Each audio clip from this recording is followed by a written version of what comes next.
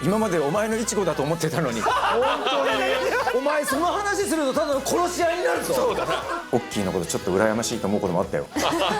今まで自分が演じた役の中で一番難しい役でした。言ってくれれば弱くしたのに。あんな悲しいことないよ。ラッキーって思って。はい、皆さんこんにちは。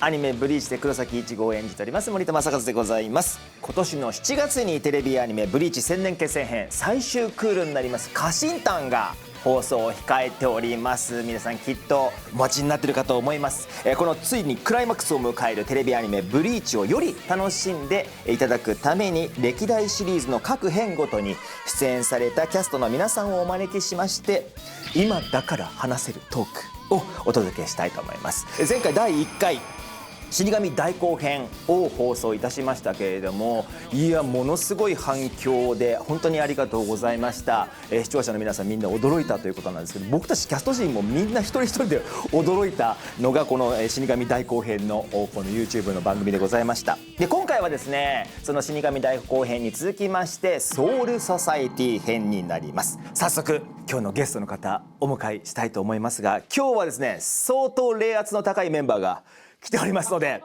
画面の向こうの皆さん気をつけて気を張ってご覧いただきたいと思います。それでは皆さんお入りください。どうぞ。どうも。いやいや分かったレイアス高いな。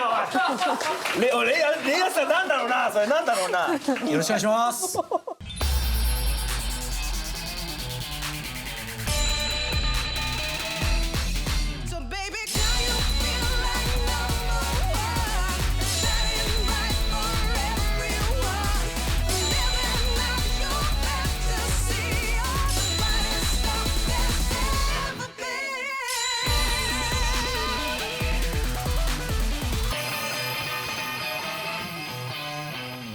このメンバーが揃うのもちょっと初めて。珍しいメンツですね。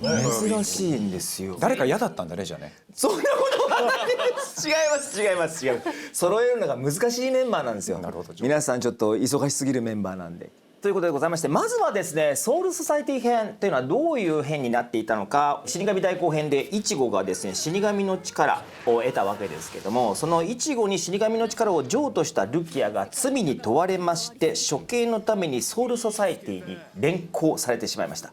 その連行した2人はそちらにいる2人なんですけどね。来ました。はい、その2人がレンジと白夜が連行していくわけですね。そのルキアを救い出すためにイチゴたち旅客のメンバーがソウルソサエティに乗り込んで数々の激闘を繰り広げていくというお話ですね。ソウルソサエティ編だけでも凄まじいシリーズだったんですけれども、今ここまで千年決戦編までやってくると序章だったんだな。本当にね。振り長えなって。アニメだけでも振りで1年ぐらいやってるわけですよね。一番最初に「ブリーチ」という作品に出会った時、どんな風に思われたか。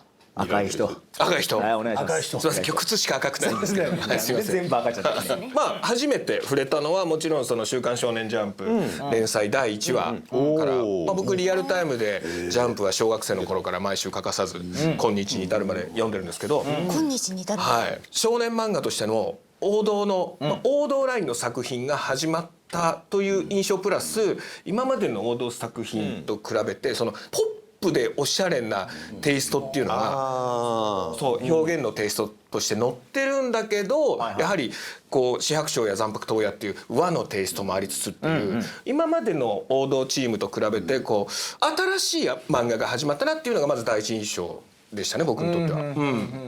もちろんそれでね男臭さもちゃんとあるしあると。そしてまたなんかちょっとした色気みたいなのもありながら。そうね。作品でございます。色気はいろんな作品にあるからか。なんで色気っていう時に興奮だよ。だから違う。でもジャンプぐらい読んでこうドキドキする小学生は大体まずこの辺から入るじゃない。本当すみません、カットでお願いします。大人の色気が最初からあったってこと。そういうことですね。はい。ゆきさんはどうでしたブリーチ？死神のお話ですって聞かれ、聞いた時になんかちょっと死神とは関わりたくないなって思って怖くない作品だろう言葉の印象死神の印象ってあんまり良くないそう死神だからな。ね、やっぱり鎌を持ってこう枕元に立つみたいなそんなイメージがあるから世界観がねそうなんかあんまりその金縛りあったりとかねだからそうみんなどんな悪いことしてんの実際その後こう漫画原作とかってお読みになったんですか？お仕事をもらってからもらってから読んで。私はアニメをやるについては台本マターなんですありがとうございます。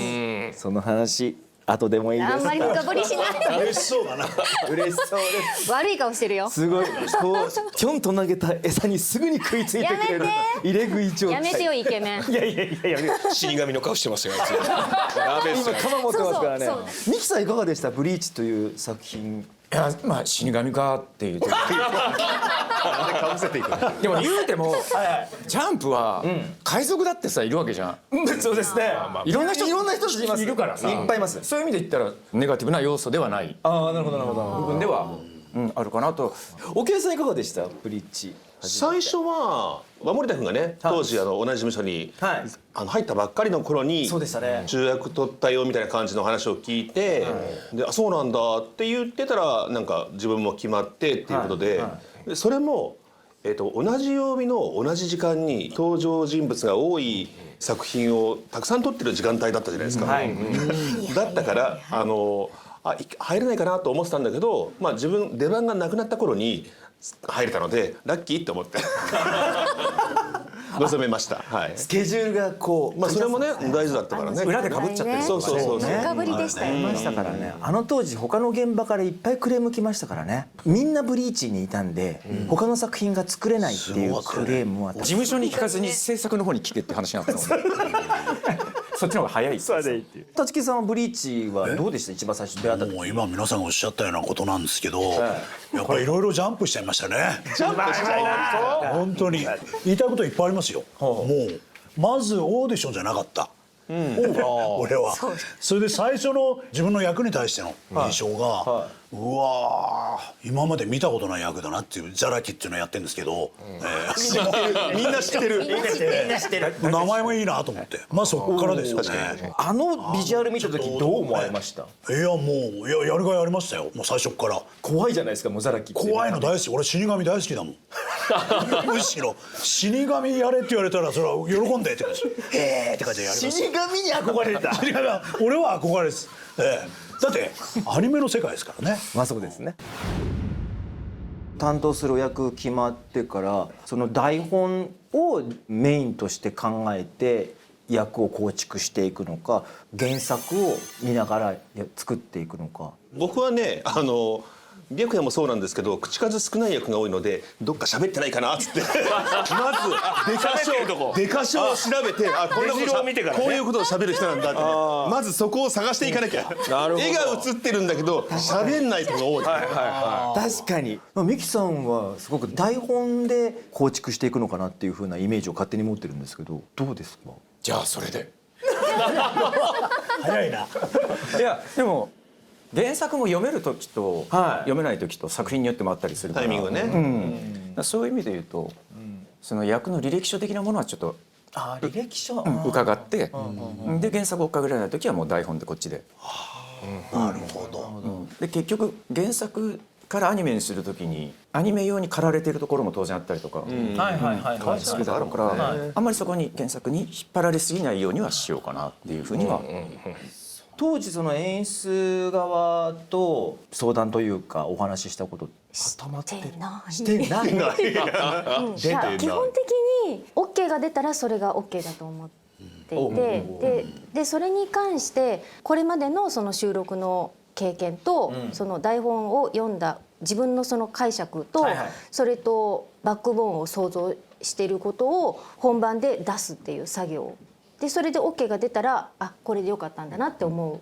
あんま基本的によっぽどこのセリフはちょっと夜市らしくないぞっていうものがあればきっと聞きに行ったと思うんですけどそういうものは特になかったので私は聞きには行かなかったですね。ただやっぱりキスケほどではないけど、あんまりその夜市のバックボーンが描かれることってほとんどないので、すっごい毎回瞑想して悩んで分からないって言って多分今まで自分が演じた役の中で一番難しい役でした。で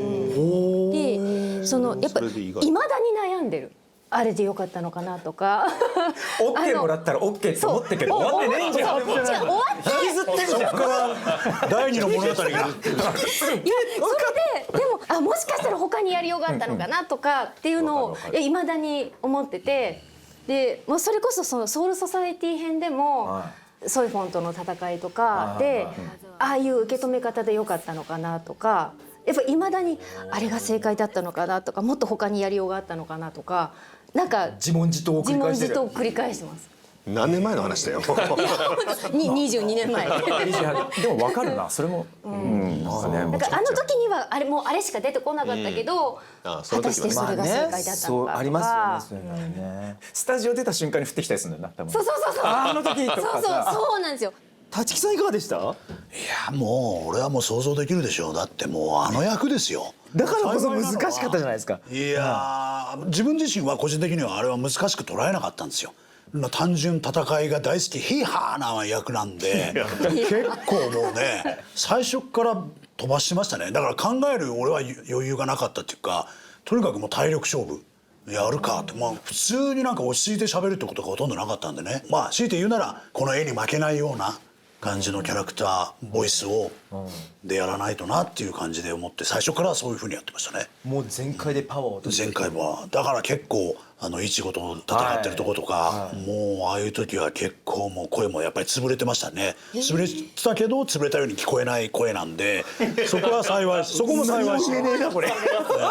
かなり後になって次の仕事とかで影響あったりとかね。ブリーチは自分の中で特にザラキはね、そういうところあります。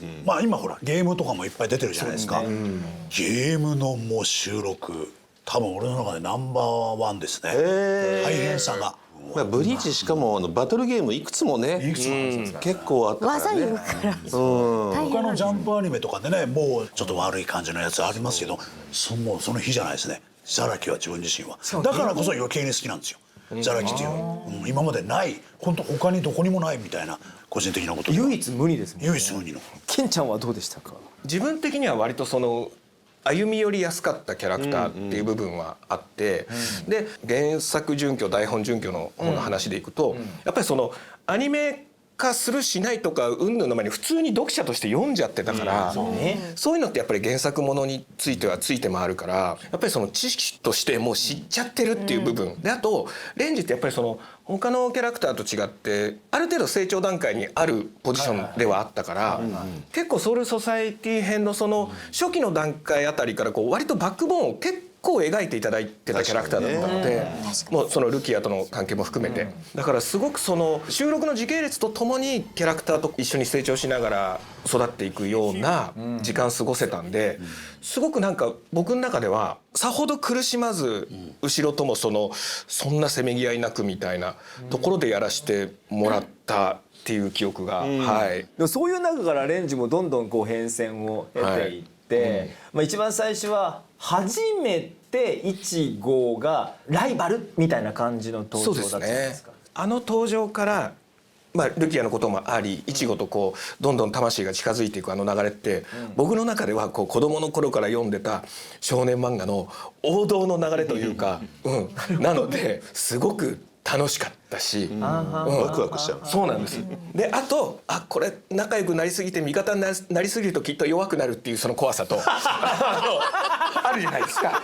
そこまで危惧していく。そうやっぱりジャンプ読者としてはそこも分かる。先読み。だから早めに挽回しちゃったときにやべ早いよもうちょっと貯めとこうよみたいな。暗くなっちゃったよみたいなね。つい読者としての見方もしちゃいながら、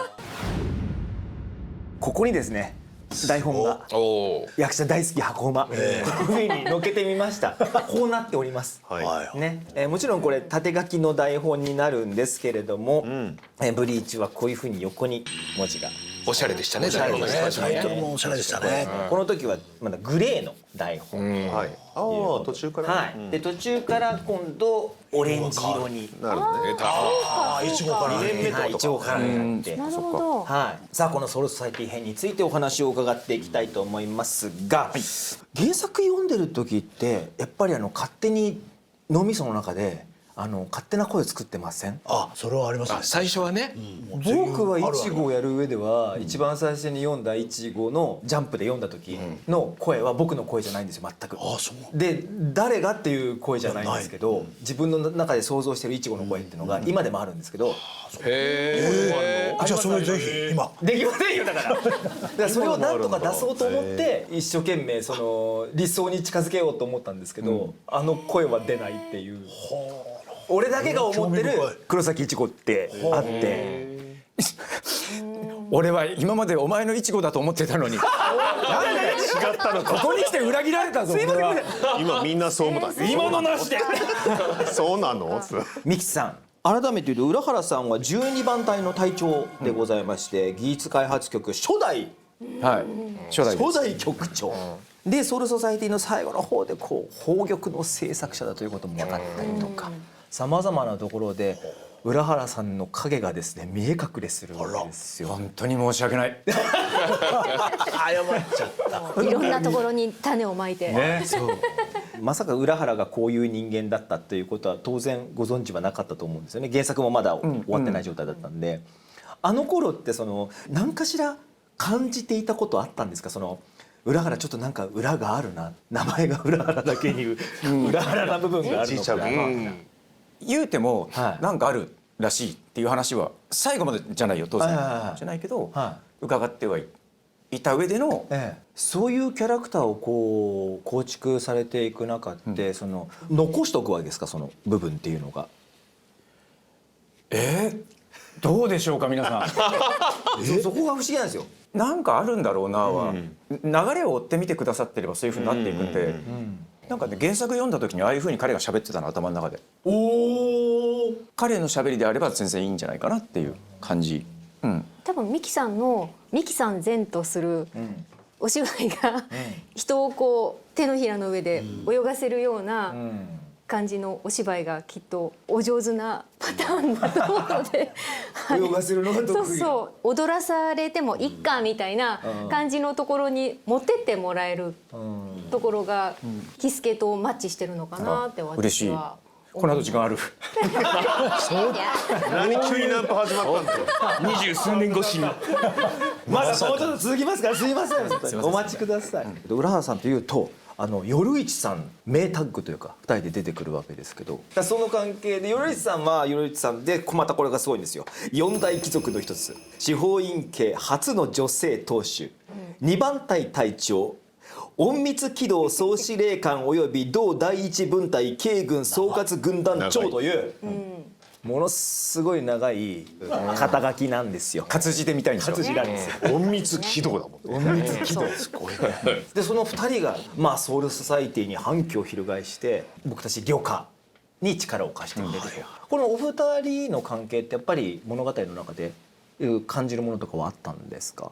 基本的にだって他の人と会話絡みがをやったところで白野望だからね。ね昔だからね。そうすごい嫌がられてたけど厳しそうな先生。なんか基本的に人間チームの人とあとキスケぐらいしか会話する人がいなくて、でも話の流れ的にこの2人はなんかただならぬ間柄なんだろうなっていうのを感じつつやってたっていう感じです。夜市さんもだからそういう意味では浦原さんほどではないけど裏のある人だったじゃないですか。裏があるというか、言うて裏あるソイフォンが出てくるまでは、そこなんだけど、やっぱりソイフォンを置いて黙っていっちゃったこととかもう全部思い返してみて、人と深くあんまり関わらないようにしてたような、多分肩書き的なところの理由もあると思うんだけど、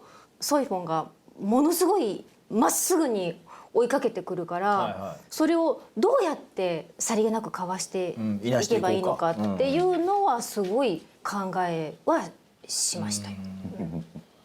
その四大貴族の司法院家と並ぶ朽木家。はいそうみたいですね。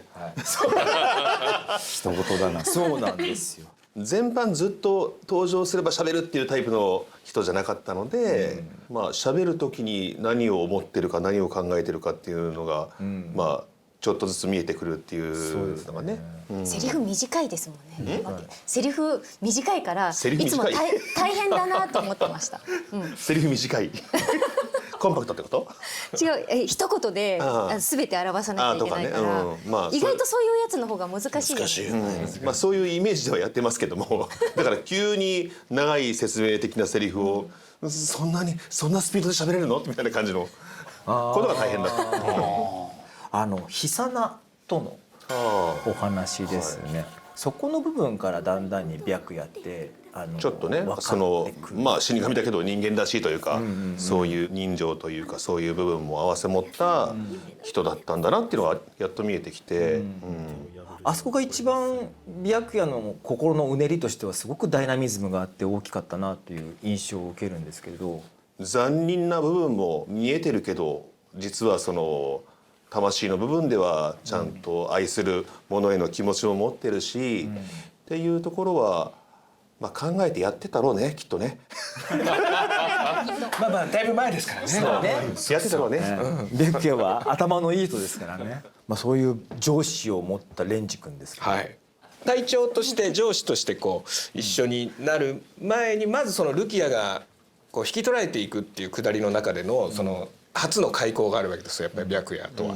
でその時受けたその冷圧のプレッシャーっていうのは彼の中でずっと残ってて、でやっぱりそのルキアという存在を犬釣りでずっと育ってきた、自分にとっては家族のつもりだったんだけど、やっとルキアに家族ができるんだからっつってもらわれていくことをこう泣く泣く自分で飲み込んで送り出して、で今回のことがあってイチゴのまっすぐさに惹かれて、ルキアを助けてくれという流れに、行く中でさっき語られた白夜のこの大きな葛藤とか流れを言ってくれればいいのにっていう副官として「いや言ってくださいよ」みたいなのもじゃあ聞きたかったと。そうすればまだ副官としてもうちょっと隊長にもこうちょっとこう寄り添った考え方や行動もできたじゃん。なるほどね。そう誰にも相談しないからさ。そうなんですよ。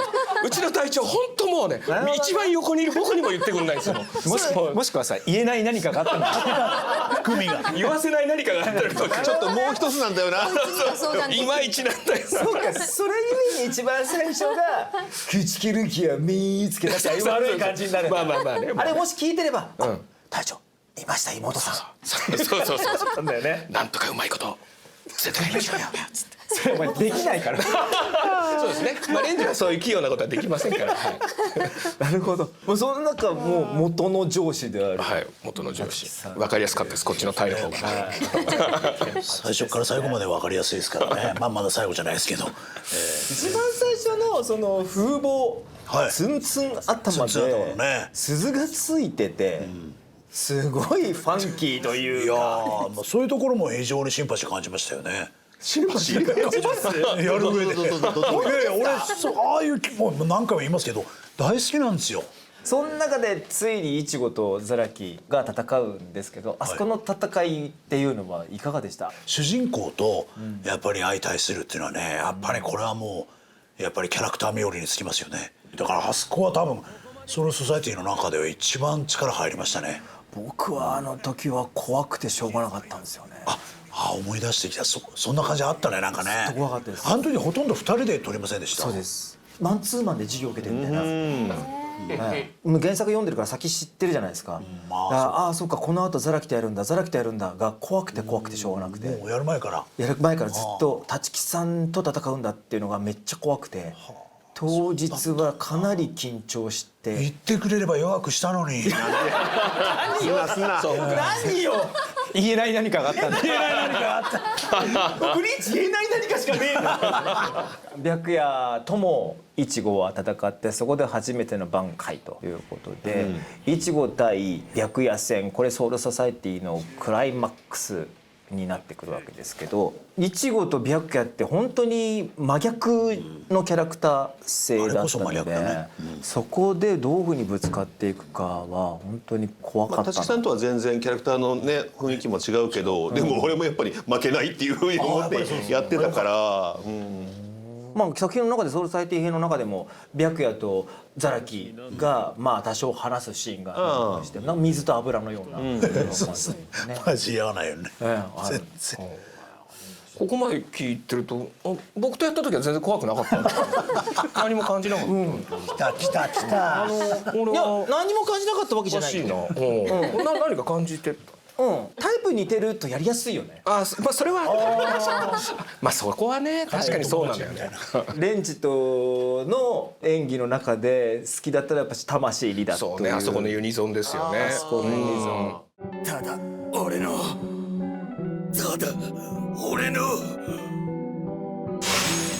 魂入りだ。まあユニゾンにする時ってみんなせーのっていうのがあったりするじゃないですか。全くなくてそのまま魂入りだっていう音も全て同じでバコーンって入った時本番一発でできたっていうのはあれは気持ちよかったですね。もうそれ聞けて満足です。それぐらいでよろしいですか。ありがとうございます。ありがとうございます。思い出深かったシーンとかそういうのってございますか。さっきのアイゼンのことでもいいですし。アイゼン絡みだと僕もうひなもりがかわいそうすぎて、あなたはずっとそれを言っているね。はい割とそうキャラクターとして好みなんですよ、ひなもりももちゃん、あんだけねアイゼンに寄り添って尽くしてきてあんな悲しいことないよおじさん親戚のおじちゃんじゃねえかよ。一番最初ってアイゼンって本当にいい人だと思ってたんで、みんな思ってたよね。めちゃくちゃいい人。多分翔さんもそう思ってたから俺いい人やってるっていうつもりで演じてらっしゃいましたから今回の千年決戦編でご自身のキャラクターを構築していくときに何かこう変わったことっていうのはございますか。ブレソレがあったりとかして、作品世界にずっと、ある一定の感覚で収録があったりとか、作品に触れ続けていたことがすごく救いになってたので、もちろんあれがあったからお客さんもねついてきてくれたっていうのもあると思うけども、なんか感謝の気持ちもあるし、自分たちも役者として返さなきゃいけないなっていうのもあったりしましたね。浦原さんは今回千年結成編で本当重要なところで選曲を変える役目になってきますけれど、ご自身でこう考えられたことってございました。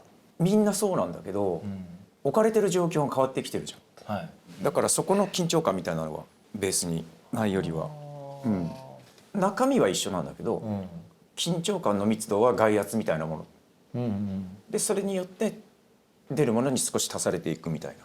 ゆきらさんはどうでした。千年決戦始まる。千年決戦編が始まるまでですっごい時間が空いてて、めっちゃ空いてます。で初期のブリーチが終わったことも気づかないぐらい出番がなかったから、本当にびっくりした。他の人たちよりもより間が空いていて、その時に森田君と同じように私も自分の中の頼一像と全然自分の演じてるキャラが乖離していて、自分が出したいのはこうじゃないのにっていうのがやっぱりすごくあって、すっごいしんどい本編だったんだけど、その間が空いたことによって何かが吹っ切れた部分があって、私が演じる頼一でいいんだっていう風になんかどっかでストンって腑に落ちたところがあって、だからすごく迷いなく千年決戦編以降私は演じることが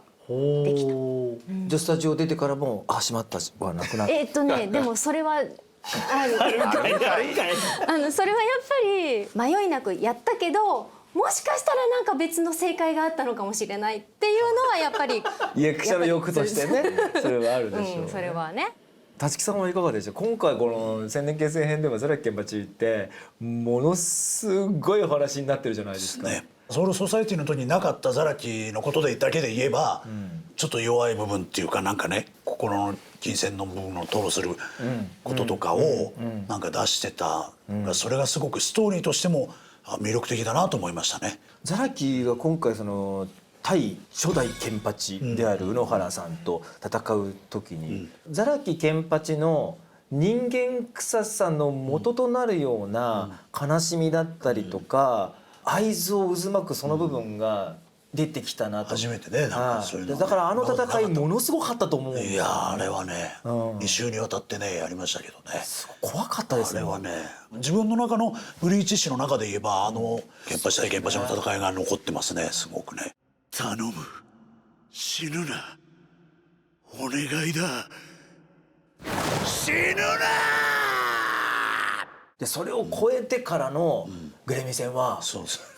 やばいですよね。あれはね、主人公とイチゴとやる時とまた全然違う、どっか違う、本当に言い方変ですけど違う宇宙の、そう全く異次元の話ですよね。異次元のキャラクターと戦ってて、しかもそいつが強えみたいなしてまたね、花江君のね淡々とした感じがね、よりその強さがね、ザラキンみたいなああいうヤヒな感じにはね応えるわけですよ。だから初めてなんか本当の自分の心情が出ちゃった感じ。こいつ強えって思いましたよ、ザラキを通して。ザラキを通してケンちゃんはどうでしたか？僕は逆にその千年決戦編だからっていう新たななんかその変化みたいなものっていうのはあまりなくて、レンジってやっぱりシンプルだから、やっぱりその目の前に立ちはだかるものを超えていこうっていうその気持ちと、あとまあ変わらずあるルキアへの思いと、でここまでのこう経験からちょっと隊長とも距離がやっと縮まった感の会話お話しされるようになったんだ。よかった。よかった。そうちょっと相談されるようになったんだ。やっとちょっと何かってやっと飲みに行けるようになったぐらいのこうなんか感じかもしれないですけど。リキさんの今の何かってこの手がもうすでにね、すでにもうそうでまあそのね、やっぱりさらなる真なる挽回も手に入れてっていうところで、挽回の言い方一つとっても、その非費用の時と相応の時の違いみたいなのってやっぱりちょっとその音としてもこだわりはあるし、もちろんその音響監督からの指示もあったけれども、でもその反面ゼロ番隊のところでのわちゃわちゃした感じっていうのは変わらず、あの頃のまんまの雰囲気出したいっていうのもすごくあって。お前より来るからな、バカてめえ、俺のふんやレンジちゃんの言う通りだよ。やっぱり副隊長ともなるとさすがだね。私の言ったことちゃんと理解できてるじゃないかい。あんた誰だよ。あれもありがたかったですね。ちょうどねまだ分散とかやってる時だったんですよ。で今だとセリフが重なるとこって別撮りするじゃないですか。なんとそのシーンに関して別撮りしないでそのままやってくださいって言われて、生のね一緒にかぶりでやらせてもらってね、生の感じが欲しいので2人でそのままやってくださいって言って一気にそこだけ撮らせてもらったっていうのは、あれは嬉しかったよね。嬉しいね本当に。あれは嬉しかったですね。はい。白夜はいかがでした？かなり圧倒的な力の差でねじ伏せて勝ってきたことが多かったにもかかわらず、挽回も奪われ、松岡君に蹂躙され松岡君ではないけど、まあ分かりやすい。でイチゴがみんな元に駆けつけてくれて、ソウルソサイティを守ってくれってもう絞り出す本画の原作も素晴らしかったので、それを皆さんがどんな角度からイメージするか分かんないけどもやるのはすごくしんどい気持ちもあったけど、完成形を見てまたそのイチゴの怒りと森田君の熱量とすごいのできたんだなっていうのを改めて感じました、あのシーンは。あのシーンで白夜に託されたっていうのってイチゴにとってものすごく大きくて、白夜っていう存在ってイコール死神の代表みたいな感じのイメージ持ってるんですよ。その白夜が頼んだっていう一言のあのシーンは震えましたね。もう涙出そうで。千年編決戦編皆さんもお話ししたんで僕も話すんですけど、千年決戦編に関しては僕実はイチゴの声変えてるんですよ。変えてるちょっと変えたんですよ。イチゴの声少しだけ今まで出なかった中低音の音を少し混ぜて話すようにして、で大きく違ったのは千年決戦編の第1話でホローを倒すんですけど、みんなしてその時に行くぜっていう言葉があるんですよ。で今までのイチゴだと行くぜなんですよ。だけど千年決戦編になってから僕「行くぜ!」って声をかけるようになったんですよね。イチゴの成長ってそういう部分があって、今までは一人で戦いに行くから行くぜなんだけど、今は周りのパーティーというものを考えて、みんなの力っていうものも本当に信頼してて、それを学んだイチゴが「行くぜ!」じゃなくて「行くぜ!」って声をかけるところにイチゴの成長っていうものを皆さんに見せたかったなっていうのは。それは久保先生とかともディスカッションして。いや全然自分でそういうふうに思って、千年決戦始まる前に自分で決めてたことがあって、今回の千年決戦に関しては本当にみんなの力をとにかく結集して作るすごい作品になるから、僕も含めて全員にこう任されてる、その任された力っていうもので作り上げようっていうのが自分の考えとして一番最初にからこの最終回を迎えるまで通してやってきたなというふうに思ってますね。ブリーチという作品の中でいろんなイベント等もあったりとかありましたけれども、そんなところで何か覚えてることとかってありますか？劇場ですごい説明してたなと思って、セリフ劇場版で。あ、劇場版の中で、浦原さんは説明係でもありましたもんね。だからオッキーのことちょっと羨ましいと思うこともあったよ。なんだ喋んなくて。すげえ説明するのしょうがないんだけどね。そうですね。浦原さんは説明する係が結構ですよね。僕覚えてるのは、すごく覚えてるのは、打ち上げみたいなキャストを中心に駅前の飲み屋でやって、泣いちゃってでパクさんが「お前はよ」っつってっていう感じの覚えてます。誰が泣いたんですか？あなた様が。さあということで本日はねここまで大変貴重なお話。なんで泣いたかは覚えてないんだけど、覚えてるんですよ。多分なんか悔しかったんだろうねと思って。覚えてます覚えてます。覚えてるがまさかそれがまだ覚えてるとはっていう。なんか覚えてんだよね、あのシーン。こういう大きな作品だったんでやっぱプレッシャーとかすごくかったし、背負うものも大きかったからね。溜まってたものがねその時に出たんだね。盛り上げよう、しっかりしようっていうのがね。その分ですね、この座長地方のイベント行くとだいぶ羽が伸びる方ですから。はい。そうお前もだろがいやいやそこはやっぱ座長に合わせないといけない。お前その話するとただの殺し合いになるぞ。そうだな。そうもう散々こすってるからね、五大都市の話はやめよう。あ、そうなんです。これ以上行くと危険なんでそろそろまとめたいと思います。さあということで皆さんいかがでしたでしょうか。ここまで大変貴重なお話ししていただきました。最後にですね、ご覧いただいている皆様に向けて最終クール家臣団に向けてメッセージや見どころそういったことを皆さん一言ずついただければと思います。それではですねまず三木さんからお願いいたします。はい、とにかくもう見ていただきたいなっていうことに尽きるので、皆さんぜひ楽しみにご覧になってください。よろしくお願いいたします。ありがとうございます。1話に全てをかけました。ぜひ見てください。こ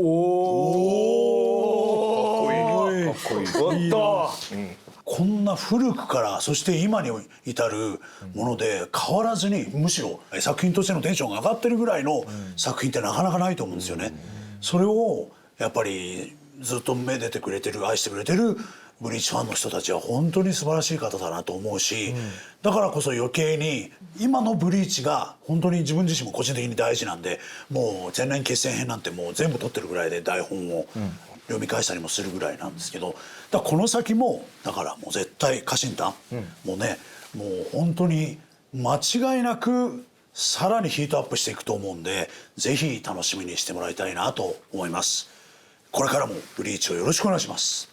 もちろん作品全体のことに対しても熱い思いはたくさんあるんですけれども、あえて、レンジにとってそのルキアとの関係、ルキアへの思いというものにちょっとシュートしてこの最終章に向けてのラストに向けてのことを言いますと、犬釣りで家族のように過ごしてきた、そしてルキアに家族ができるならばと引き止めるのをやめ口利けにこうね送り出した、そのレンジとルキアが最後に出した家族という結論とは果たしてそこも楽しみに。急な予告。いやでもやっぱりまさかこういう結末を迎えるとは初期の頃は全く思ってなかったから、だからやっぱりちょっとそこは僕なりにすごくこう気持ちが入ってる部分でございます。よろしくお願いします。ルキアはなぜっていう気持ちもあるんですか。兄様あるんですけども、作品としては、最終シーズンということで、長くね愛されてきたブリーチが、どのように、結末を迎えるか、ぜひ見届けてほしいという気持ちが本当に大きいので、白夜は修行を終えてもう完全無敵なので、どれぐらい見せ場があるかっていうのはもう皆さんのお心次第なんですけども、最後に向かってぜひ皆さん見届けてください。よろしくお願いします。ありがとうございました。ということでございまして、次回はですね、アランカル編で、この番組を続けたいと思いますので、それまでお楽しみにしていてください。本日は皆さんどうもありがとうございました。どうもお世話になりました。お世話になりました。いい思い出ばっかりだ。見てね。